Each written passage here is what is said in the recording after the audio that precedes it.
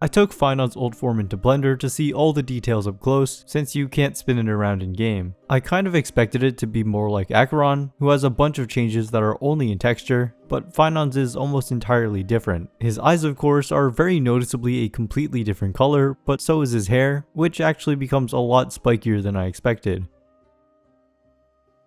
Very Super Saiyan-like. The cracks on his torso with the stone texture and the gold showing through underneath makes for a really distinct visual identity and also lets you know exactly which Eon he's related to. There are some spikes emerging from the cracks, which are a lot more prominent on the back. His coattails become longer and more wing-like, but retain the slits on the side and keeps this dangling blue belt, but besides that, the design is completely changed. You'd think that as actual clothing, the boots would have the least amount of changes, but they are barely even the same kind of shoe. On the arms, the asymmetry is kept, but the main shared detail is the design on his left wrist.